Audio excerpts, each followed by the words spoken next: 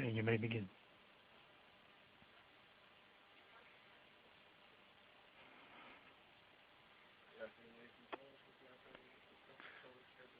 Ladies and gentlemen, you may begin your conference.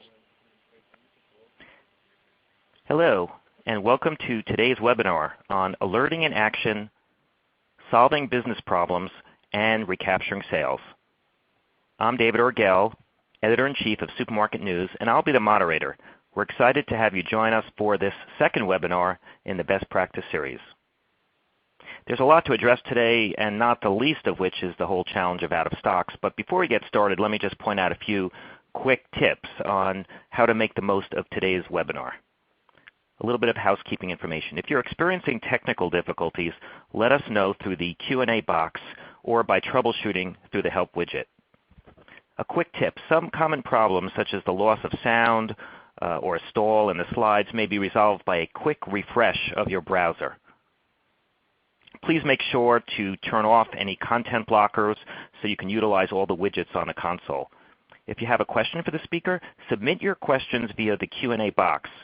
We will try to address all questions during the panel discussion, and for any attendees' questions we don't get to, we'll email you the answer upon conclusion of the webinar. Today's slides will be sent to all webinar attendees as part of a thank you email.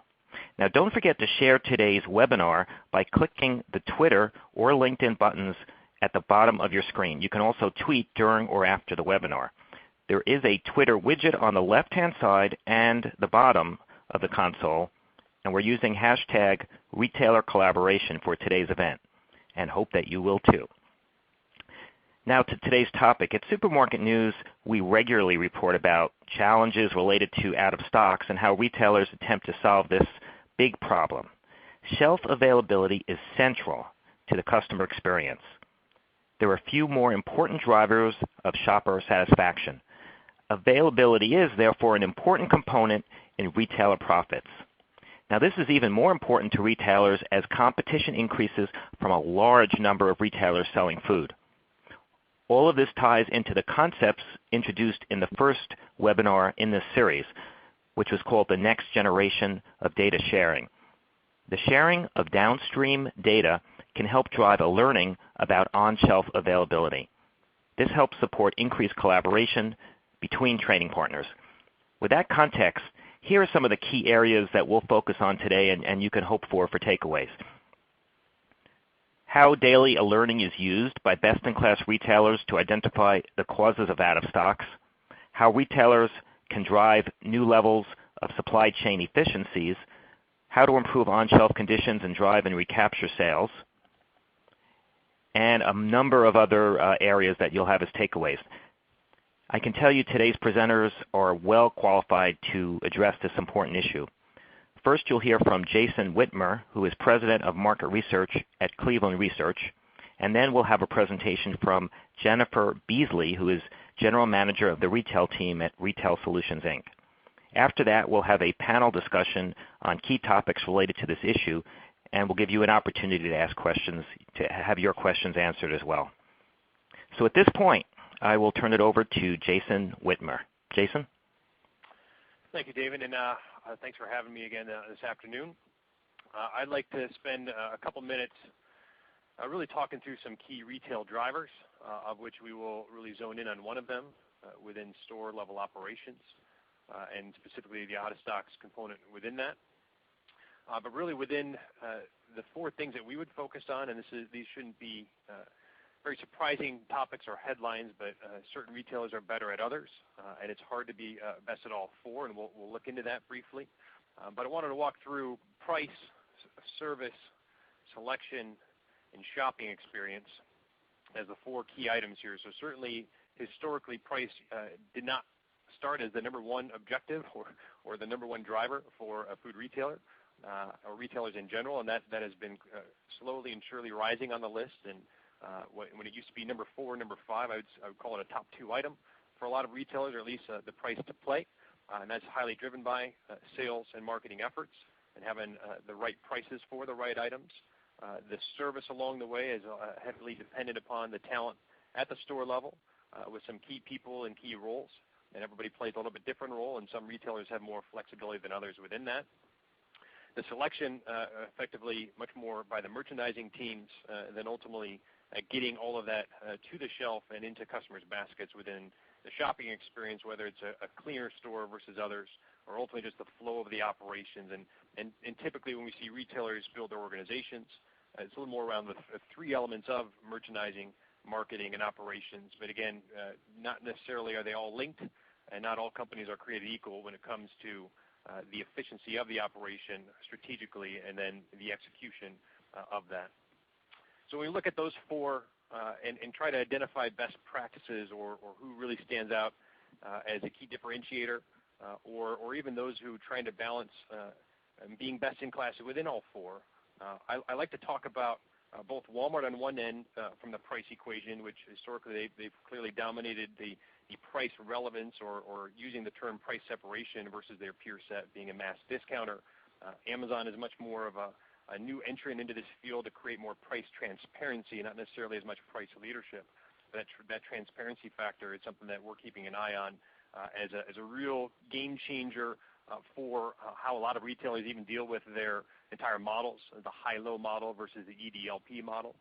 But what I like the most by someone like Kroger as a good example who looks at these four and wants to really have best-in-class metrics, and they actually scale these four metrics across their entire enterprise, all their divisions, so they have a collective a number and score for all their businesses, all their stores, but they also can do this by division, by region, if not down to the store level with some of their scoreboards. But what I like what they do within these four is they've found a way to neutralize Walmart and other value operators on price by consistently investing there over time, but then they will win on those other three. Whereas versus other grocers, where we've seen Kroger gain a lot of share over time, is by neutralizing the other three and winning on price. And so you don't have to be the best or dominant in one category, but to have a balance or strategic focus within all four of those, whether it's a niche within your category or channel for that selection, and that's where the natural and organic space really comes to mind, or the service where you typically on the higher end of the spectrum and you really lean into that, and it can justify a little higher price along the way. That's certainly an element of focus for a lot of retailers, or really trying to tie it all together with that shopping experience. And what's interesting is we've seen some companies live in pretty, but have a hard time delivering and have relevance with price or delivering the product with the flow and even the last 100 feet to the shelf, which we'll focus on here in a moment.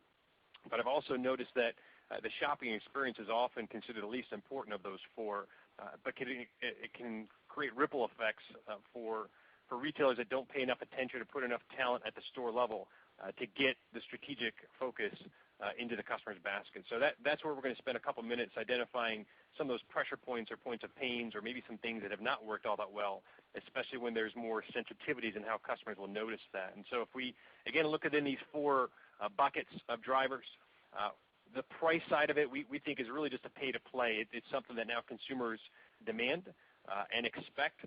And if you're not in the ball game, we've seen a lot of food retailers outside the playing field, there is a veto vote that shows up very quickly that also then leads to persistent traffic erosion.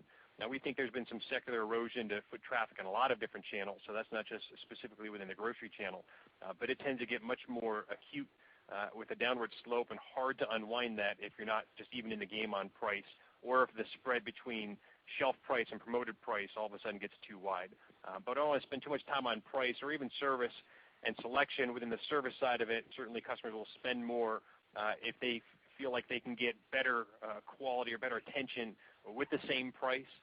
And that is something even in a food service environment we see quite a bit with a Chipotle who has a relevant price, but people love being there because they feel loved by the employees behind the counter, and it's quick and it's convenient, and even with a tiny selection in that case. But generally selection across a retail environment, if you start seeing some significant SKU declines or category rationalizations, which has been a big theme over the last 3, 4, 5 years, customers notice that quickly and often don't come back or even leave an entire cart in an alley if down the side counter if all of a sudden one of their items is not in stock. And so that comes down to our last item around shopping experience. And that is something where there is a tremendous amount of sensitivity or frustration and points of pain for consumers. Even if it's a low velocity item for a retailer that can sometimes think that they can get away with that or reduce the SKU altogether or move it out of the store, we've seen that time and time again where it's not necessarily the velocity or movement of that product, but the sensitivity of what is in that basket or what drives a trip to begin with, and customers will leave entire baskets if indeed it's not in stock or if it's not even on the shelf anymore. So a couple things I wanted to share of what not to do before we finish a little more of a positive, what we've seen as more positive movement or best practices within the shelf management system. But here's a couple items I wanted to share for specifically what not to do. And we've seen this time and time again where retailers get really focused much more on the inventory flow or the profitability focus in general over sales. And this is by, again, either culling SKUs or trying to clean up the shelves, clean up the stores with clean store policies for the sake of managing the back end. And typically when you have less inventory on the shelf, you're going to sell less stuff. And vice versa, if you have more things to sell and more merchandising, you often enough, lo and behold, will sell more. And that becomes a dance, especially when inventory can get very tenuous and you don't want to be over-inventoried either. But if you don't have enough inventory on the shelf, we've seen some retailers willing to sacrifice sales for the limited markdown risk. And that becomes a very difficult cycle to maintain and measure. But when people do measure what is in stock, and this has been a very common and actually a very high-profile mistake for someone like Walmart over the last couple of years. You can't just measure what's in the store, what's in the back room. The definition of on-shelf availability really needs to be what's on the shelf, what the customer sees. And so that was a systematic error where Walmart thought their on-shelf availability was in the high 90%, as a lot of retailers have a pretty high bogey for that number. But in reality, when they did the measurement, it was actually in the low 80s. And there was a huge gap of what they thought was in the store or on the shelf, and ended up just not getting that last 100 feet. That is by far one of the biggest things to focus on, and how it's measured, what is measured, and particularly how the customer sees it, not how your inventory systems manage it or can display it. The third one on this list is I briefly mentioned it based upon the ads or the removals just by looking at what sells or what's going through the register. And that's a very common approach to adding new items or taking away old items. And we don't think that's the smartest way to do it just based upon velocity, because, again, there's some customer sensitivities, and what you want to look at is what else is in the basket when that item is sold. And if you find some other high traffic driving items in that basket or high profitability items, you need to wed those together and not just remove based upon velocity or not start looking at attacking out-of-stock issues based upon what sells the most through the register. I would look at it at a basket basis and how to manage those pluses or minuses.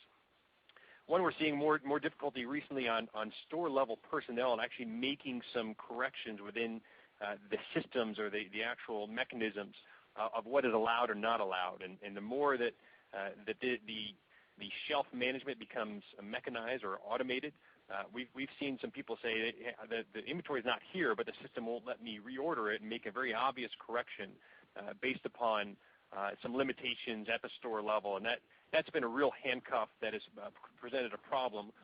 Again, Walmart's a good example, and they're trying to figure out a way to unwind that.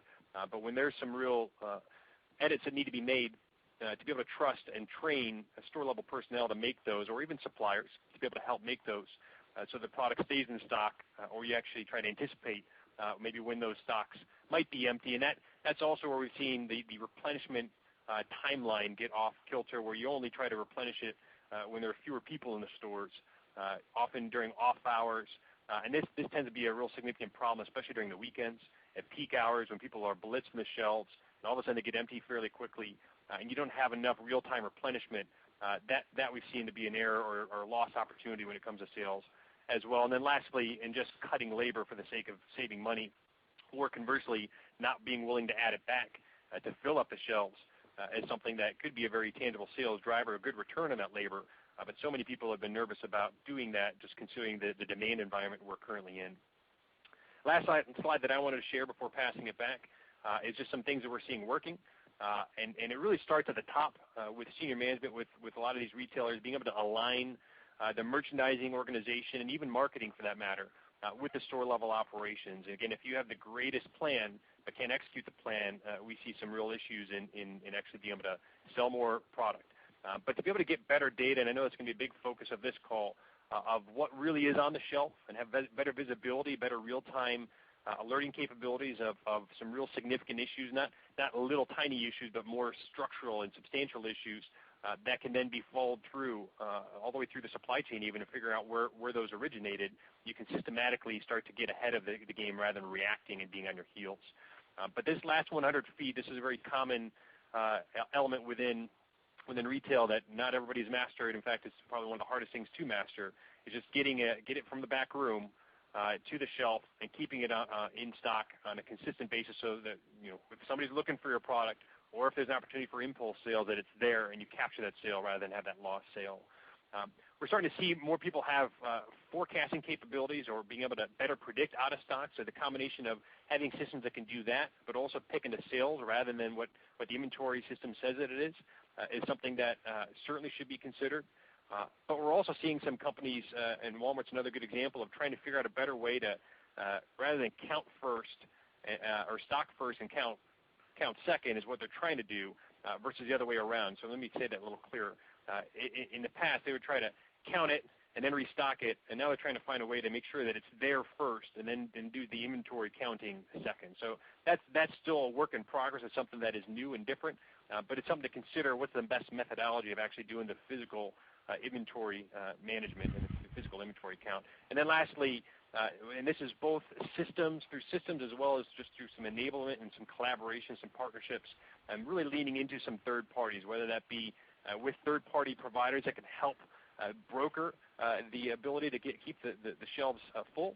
And we're seeing a lot more demand for that over the last 18 months in particular, but even suppliers are trying to find ways where suppliers can really start to pay more attention to those glaring issues or those zeros. When something's not selling, you should have an immediate alert if something has been a zero for a day, even certainly for a week. And I've been amazed how many of that examples of that continue to show up for the biggest of big retailers that struggle with that. So those are my prepared remarks. I'm sure we'll get deeper into some of the examples here in the Q&A portion, but I'll pass it back to David to introduce Jennifer.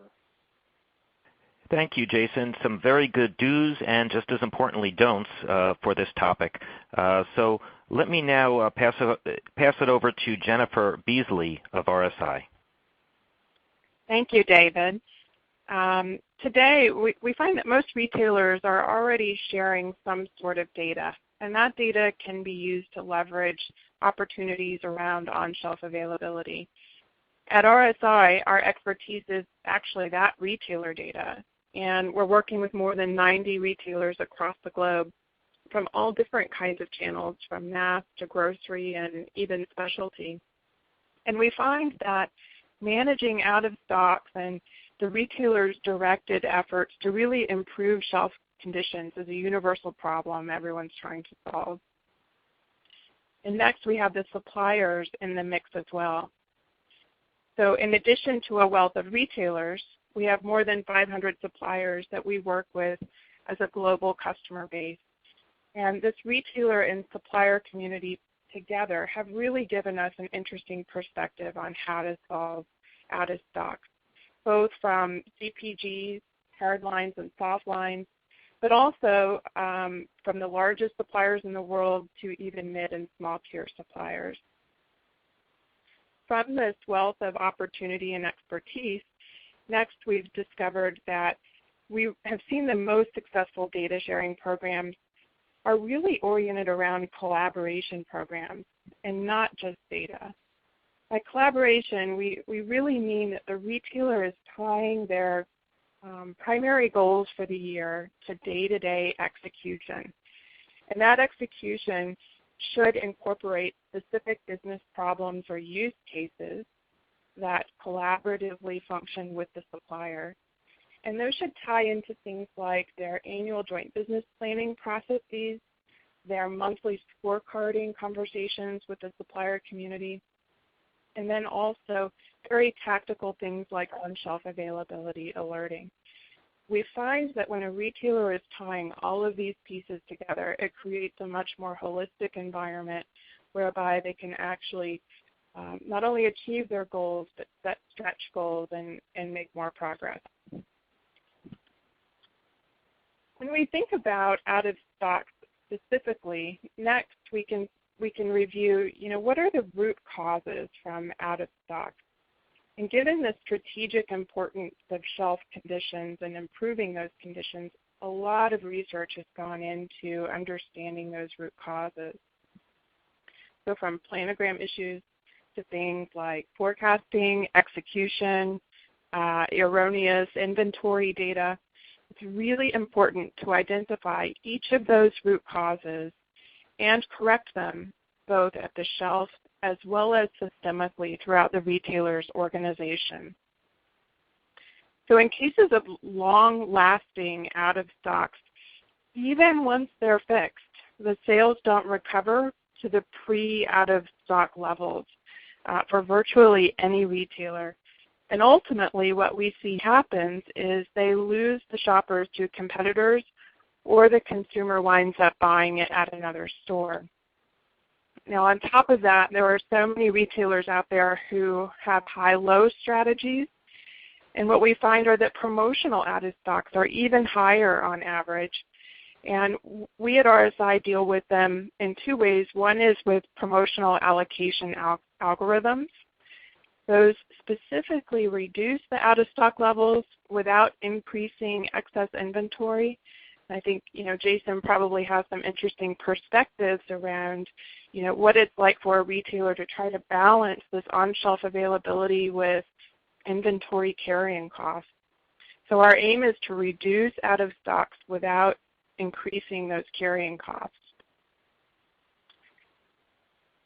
And next, what I can show you is an example of how one of the top CPGs globally manages on-shelf availability with some of their retailer partners.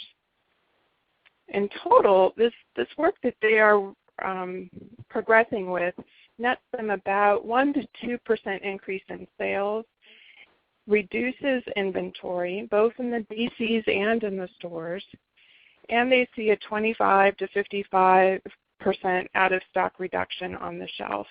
So really tremendous results. The approach, however, to acting on out-of-stocks is really going to be retailer specific. The BEST programs have collaborative business processes where the retailer and the supplier take action that is agreed to in advance. And in the case where retailers aren't acting on any kind of alerting, it's done via merchandisers, meaning the broker community, or even crowdsourcing, as with our intelligent crowdsourcing offering. Some retailers are even doing DC pushes if they don't want to get their store operations involved. But the best solution for managing out of stocks is for stores to directly and actively action alerts on a daily basis. At RSI, we can demonstrate to you next that we've developed some best-in-class algorithms to do just that. These algorithms detect and alert on shelf opportunities across the board for various root causes. We do this by utilizing the store item demand signal by day, and that assesses the root causes. It applies some specific retailer logic and then generates item alerts to individual stores, individual suppliers, or brokers. And next, the way that alerting flow actually works is the alerts that we generate are delivered to handhelds or to an online portal, and I'll show you that portal in just a second. But that allows either the store or merchandisers or the crowdsourcing environment to use them. Again, they're at a store item level, so they're immediately actionable. And the actions in the store on the shelf that we typically see are things such as they'll find that a shelf tag has fallen off, so a shelf tag needs to be printed. Or for some reason, there simply isn't product in the store and we need to order it.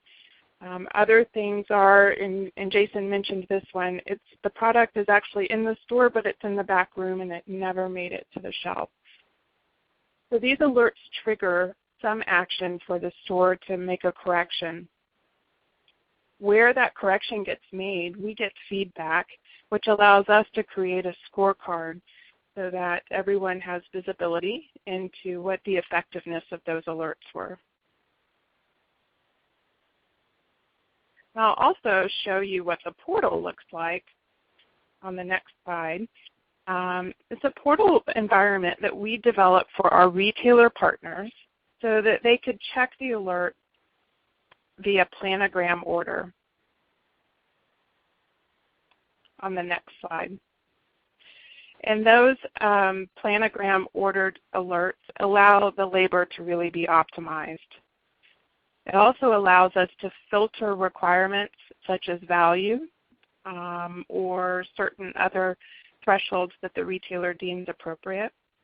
But ultimately, it allows the associate to directly and seamlessly give us feedback action. And from that action, we create scorecards, which we can see next.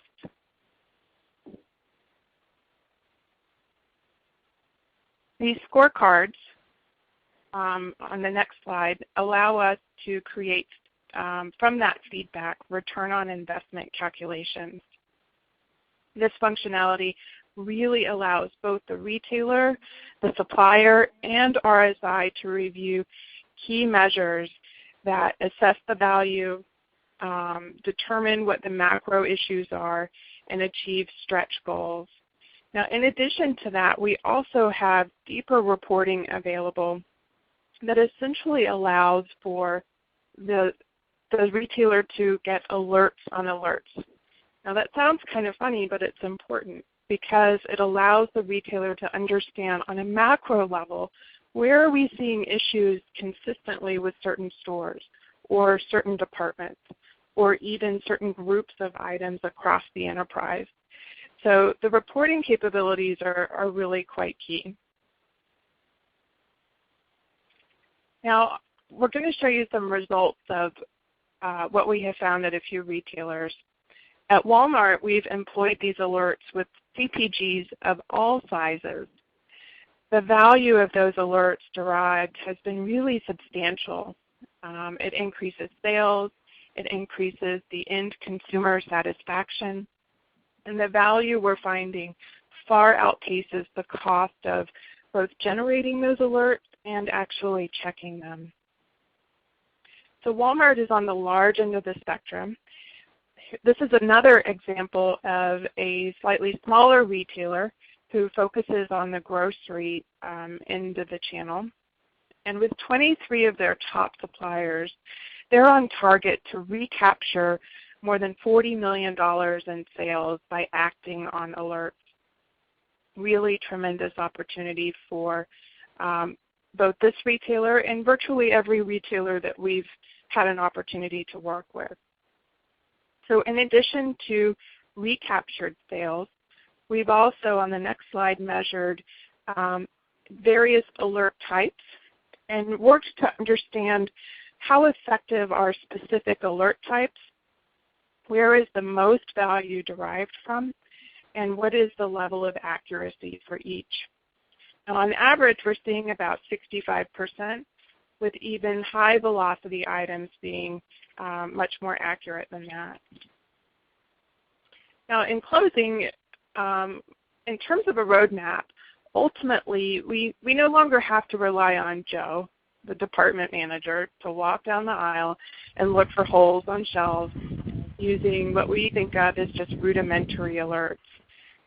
We also don't have to rely on the broker community to check the shelves to improve conditions every 2 or 4 weeks because they can't get into stores that often. Instead, we see the most effective improvement being found in advanced algorithms that detect these complexities that are related to each store item combination on a daily basis. And then tomorrow, we'll see other alert types get added to this capability, things such as intraday frequency, excess inventory, code live promotions. I think that we're going to be able to chart a path for retailers to be able to improve their performance across the board and not just for out of stock via in-store alerting. So thank you, David. I appreciate the opportunity to share our perspective. Well, thank you, Jennifer. Nice job. Nice walkthrough on the process, including scorecards and ROI. I like these snapshots of how it works with different types of retailers, and I really like that we're tying this into the topic of collaboration that, of course, was emphasized in the first webinar in this series as well. I think it all ties together very nicely. So what I'd like to do now is to move from these presentations to the beginning of the panel discussion part of our webinar. And I wanted to start with a question about data and alerting. Let me ask you this one, Jennifer. What kinds of data are you capturing, and how do you advance your existing alerting capabilities? Sure. So most retailers are sending daily POS and inventory data, inventory from both the stores and the distribution centers. And from that data, very simple alerts can be generated. Advanced algorithms, such as what we're talking about today, really acquire additional metrics, things such as store receipts and others. And I can walk you through the data requirements that are specific to your retail channel in detail if you like. Great. Okay. Well, Jason, I know that a lot of your focus is on execution, so let me throw a related question at you. How can alerting ensure retail execution is optimized at the store level? Yeah, I wish there were an easy answer for just covering all these holes. It tends to be more complicated than that. But again, I think it's most important to have the tone set from the top, to really be focused on this strategically, and then putting together a strategy team to be able to follow it all the way through to completion, all the way down to that store level. And so some of that is focus and strategy on paper, but much more of this is what are the resources needed for those local teams, especially for the store level folks, or even those that kind of enter into the store as a third party, to make sure that things are taken care of much more real time or on a forward lean rather than reactionary and just chasing and putting out fires. And so I don't know if I have the best answer for that. Hopefully there can be some more simple tools where you're dealing with people at the store level that need some simplicity and need some focus, but also just need something in their hand. And I saw some nice pictures within this webinar of handheld tools and kind of the tools of old, and these big tells-on guns and other things that you have to kind of scan and then look it up or go to the back room. Is it really there? It needs to be simpler than that. But I do think the ability to put some more sophisticated but yet simple apps on handheld devices, even just straight up an Android phone or an iPhone, to be able to connect that to the store level system and really have a full-on read across the entire enterprise, or as it's getting more complicated in a lot of retail settings, and connecting that to the e-commerce or the omni-channel enterprise. Having one version of the truth, though, and really understanding a little bit more about the actual inventory and be able to reconcile that phantom inventory that is clearly one of the key pressure points or points of pain, and thinking that it's there but it's not, and then being able to actually do something about it from an execution standpoint. So those are all probably the things that I would be focused on, and hopefully can help start filling in some of those gaps. Yeah, no, that's very helpful.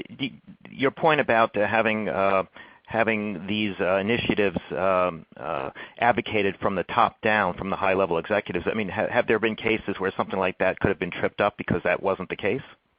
Well, what I see that become a problem is where even if it is a focus at the top, and Walmart's maybe a good example also real time where that is a focus, I know, for management, it's taken a while to acknowledge that it's been an issue and a bigger than expected issue over the last 2-3 years.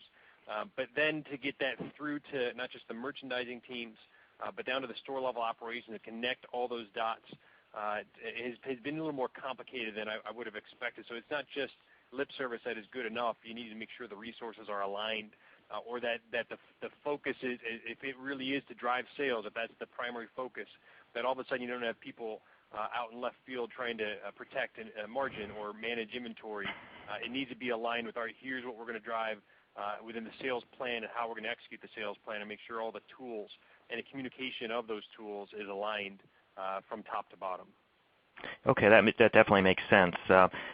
Jennifer, anything else to add about the connection between alerting and retail execution at the store level? Yeah, I think it's clearly important. And to build on Jason's comments, where we've seen some opportunities are sometimes the store managers are compensated on metrics that don't necessarily benefit alerting. An example of that is phantom inventory. So where we determine that the inventory systems actually show inventory, but it's not in the store and it needs to be written down, so we have the appropriate replenishment cycles moving the business forward, sometimes that's a negative mark against that store. So to Jason's point, we really need to make sure that the executive team has aligned both their strategic goals, compensation, and measurement goals for stores, along with what's really functional for improving conditions. Okay, makes sense. And let me stick with you for a second, Jennifer, for the next question. One on the promotion side. Can alerting help with promotional compliance? Absolutely. So alerts can be generated for shelf optimization in many ways, and including promotions. From a macro level, understanding where promotions are more or less successful is really key to optimizing those sales and managing your carrying costs. You don't want to come out of a promotion with out of stocks and lose sales throughout the next week. By the same token, you don't want to have too much inventory where you've got excess product. So alerts are really quite key for understanding promotional compliance as well. Good. Okay. Jason, I want to ask you about ROI. Where is the greatest ROI found on this topic? Yeah, and I'm a big believer in sales cures all. As a primary objective, to try to drive more sales versus try to save more money and cutting expenses or trying to tweak the margin mix, the promotional mix. I've seen way too much of that over the last 5 years. Some of that's just to the sheer nature that the demand environment has not been very good and the consumer is not in great shape, and that continues to be an issue real time, if not more sensitive this year than it was even last year. So, but what I would be most focused on is try to fill in that 1 to 2% that Jennifer talked about. I do think I would concur with that number. That's a big number when you talk about some of these big boxes. It doesn't sound big at an item level or at a category level sometimes, but in a mature retail environment, one that's pressured by the consumer, I think that's a significant number when you're talking about potentially billions in a large enterprise like Walmart.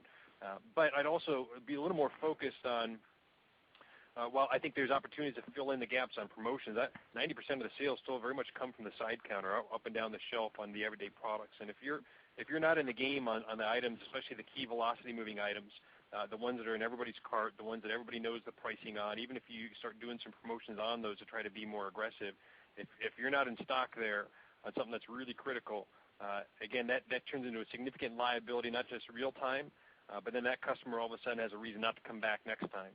And that's a slippery slope when you start focusing more on inventory and you cut inventory and to try to save some money, and the customer sees it's not there, then they don't show up as much, and then all of a sudden you start this circle of, all right, less inventory, maybe more markdown. I got to kind of dance a little bit more, and it becomes fairly tenuous fairly quickly versus being able to lean into this and try to really drive sales as the primary focus, and not necessarily at any cost, but at a reasonable cost, knowing that there's an investment needed sometimes to drive sales. And in-stocks is actually one of those that could be a more reasonable investment than some of these kind of crazy out-of-the-box marketing campaigns, because it's much more of a tangible and visible effort if you have the right data and the right collaboration that customers actually will respond to. Well, that certainly makes sense, and based on all the reporting we've done with out-of-stocks, certainly would think that would be one area that would be easily understandable as a as where it pays off. So that makes sense. Sticking with you for a moment, Jason, which departments and processes are involved with this? Yeah, there's obviously the store level and the operational teams all together. So that's not just the within the four walls, but that would be your regional directors, and then your entire operations team from top to bottom, which would probably also include supply chain, would be involved in both building the structure and having the systems applied, and then being able to follow through and do something with alerts and having more information, but also better information to be more actionable within that. And one of the things that I've seen work fairly well is for companies to start to segment their top quartile, or sometimes even just top 10% of stores, pull out best practices, and really have some strategy teams around what's really working within that makes you more successful in keeping shelves full and having more sales volume, whether it's at peak times of the day or other times. So to be able to take that and then apply that down to the bottom quartile, and there continues to be some very, very consistent, if not systematic issues that show up often in those bottom quartile, that then you can just apply best practices from top all the way through the system, but also primarily within that bottom quartile. So that takes, again, not just operations and supply chain to be able to navigate through that and have a good flashlight within all of it, but also a strategic lens from the management team, like I mentioned, where there is that alignment not only from an operational standpoint, but also be able to fill in the gaps with some, maybe personnel talent or personnel training, or even some merchandising differentiation that could be applied, and maybe even some marketing ideas that may fit a little bit more with a customer that may just not have the money in that marketplace to be able to spend, and that's maybe one of the reasons why shelves are too full, or vice versa. If it's an up market, maybe shelves are not full because everybody's buying something because the pricing might be even too aggressive. So there's plenty to think through and all that, but I think the operational team is most significant with some support along the supply chain.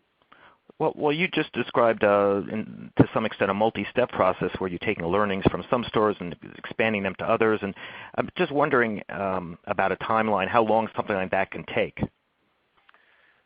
It depends on the commitment level across the entire organization, but the exercise of actually exploring that shouldn't take very long. That should take 30 days to really dive deep and do some analytics, whether they're coming through the alerting process or just a deeper dive across the segmentation of stores. And sometimes that's either segmentation by sales volume, sometimes it's segmentation by demographics, and in this case, you can segment just by sheer out-of-stock rates or service levels or other key metrics, assuming you have the right key metrics in place, and also assuming the information is right and accurate. And that's also a key sticking point for me, that you need to make sure that you're talking about the right information and not misinformation. So, but the actual implementation, to answer your question, David, it probably takes at least 6 months.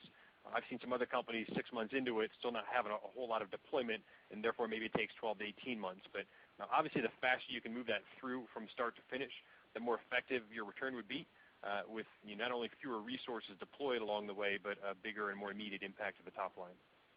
Okay, well, that certainly is reasonable. Jennifer, I wanted to kind of close the panel discussion with something of a futuristic outlook, and I was hoping to put the crystal ball in your hand to ask what the future of alerting will look like. For example, intraday alerts, or what else? Yes, certainly. We definitely hear from retailers that there's a good bit of interest around intraday alerting. So, for example, alerting every hour or alerting at peak times during the day. The biggest impediment to intraday alerting is actually the retailer getting the data available. So most retailers don't have that demand signal at a store item level available throughout the day. So I think when technology catches up and the retailer systems catch up, we will certainly start to see intraday alerts. One thing to think about it as well is, what is the labor and the return on investment versus the frequency of alerts? We've demonstrated very effectively that daily alerts work. So we think that perhaps intraday alerts may need to be more focused on just items that are key core business items. If you think about milk and ad items, or your top 100 items that are the key drivers of your business, or your front page ad items. So it'll be interesting to see how that evolves, but we certainly see it moving to the forefront. We also hear that retailers are very interested in other alert types, such as new products. If you think about that, 70% or so of new products actually fail. So what can we do from an operational standard to make sure that we've got full distribution of those items according to the planogram, that they're priced appropriately, and that we're managing the right inventory clone to determine how much product we should have in the store. So either we help facilitate the success of those items or mitigate any losses. In addition, we also hear from retailers there's a lot of interest around things like code life. So to help reduce reclaim exposure, what can we do to produce alerts that let the store know when there's too much product versus what the code life or the out of date is on the product. And then also excess inventory is something that retailers really are scrutinized from in terms of Wall Street. So those carrying costs are important to reduce while still maintaining good shelf conditions. Well, that's really great. I love a webinar where you can both talk about technology and Wall Street in the same discussion. I think it makes it very holistic and certainly real world. And clearly, you have a lot of retailer feedback already, and a lot of learnings about what is working and what isn't. And it sounds like that what we can look forward to also is new technology that will increase the opportunities.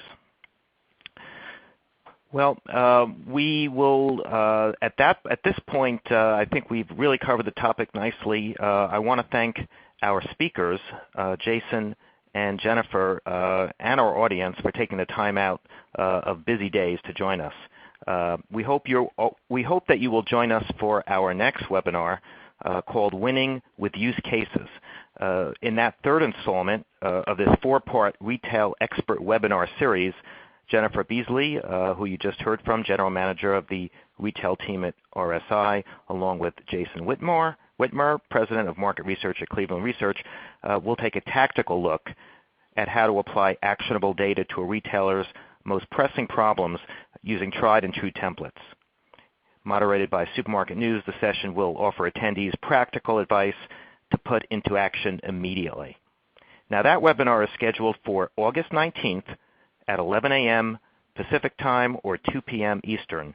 And registering is easy just by visiting the RSI Collaboration Forum at www.retailercollaboration.com. If you don't have an account, simply create one for easy access. We appreciate the time you took out of your day here to attend today's session and look forward to your feedback, which you can email or you can send us via the Q&A box. We will send a copy of this presentation along with the Q&A out to all attendees. The Best Practice webinar series will continue to be hosted on RSI's online Retail Collaboration Forum. You can register for upcoming webinars in the media room. Now remember to check back often because new webinars and collaborative resources are added all the time.